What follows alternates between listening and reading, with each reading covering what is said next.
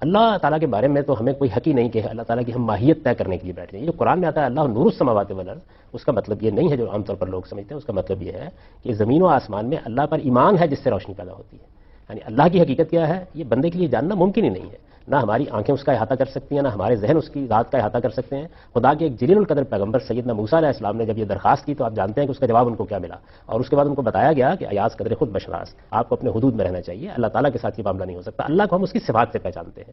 اللہ تعالیٰ کی صفات قرآن میں بیان ہوئی ہیں، ہمیں ان صفات کا علم حاصل کرنا چاہیے. ہمارا پروردگار رحیم ہے، وہ رب ہے، وہ حکیم ہے، وہ علیم ہے، وہ سمیع ہے، ہماری باتوں کو سنتا ہے، اس کا کوئی کام حکمت سے خالی نہیں ہوتا، وہ ہمارا خالق ہے، وہ ہمارا معبود ہے. یہ چیزیں جاننے کی. اللہ تعالیٰ کے وجود کی حقیقت کیا ہے یہ انسان کو اپنے حدود میں رہنا چاہیے. یہ چیز انسان کی گرفت میں آنے کی چیز نہیں ہے. تو اس کے اوپر نہ نور کا اور یہ ایمان اور عمل کی ضرورت بھی نہیں ہے. اور یہ جو نور ہے یہ تو خود مادے کی ایک صورت ہے. اس وجہ سے اللہ تعالیٰ کے بارے میں یہ بات کیسے کہی جا سکتی ہے؟ اور کسی حال میں بھی نہیں کہنا چاہیے. رسالت میں آپ صلی اللہ علیہ وسلم ہو یا اللہ کے دوسرے رسول ہو، ان کے بارے میں قرآن نے بالکل واضح کر دیا ہے کہ وہ انسانوں میں سے منتخب کیے گئے ہیں، اور جس طرح انسانوں کی تخلیق ہوئی ہے ایسی ان کی تخلیق ہوئی ہے. یہ باتیں قرآن میں بالکل واضح ہیں. اور میرے نزدیک میں مسلمانوں کو یہ نصیحت کرنا چاہتا ہوں کہ وہ ان چیزوں پر توجہ دیں جن چیزوں کا تعلق ان حقائق سے ہے جن پر ان کی زندگی کی خوبی کا انحصار ہے، جن پر ان کی آخرت کا انحصار ہے. یہ کیا چیزیں جن میں لوگ اپنے کوئی موضوعات نہیں ہے جن میں اگر ان باتوں کو اللہ تعالیٰ نے ہم سے منوانا ہوتا تو وہ یہ قرآن مجید میں بڑی وضاحت کے ساتھ بیان کر دیتا. تو جو باتیں انہوں نے وضاحت سے بیان کر دی ہیں کہ میں نے انسانوں میں سے رسولوں کا انتخاب کیا ہے، وہ بشر ہوتے ہیں اور انہی کے اندر اللہ تعالیٰ بہترین انسانوں کا انتخاب کرتا ہے. نقل فطرت کا بہترین صبر ہوتے ہیں، انسانیت کا بہترین نمونہ ہوتے ہیں.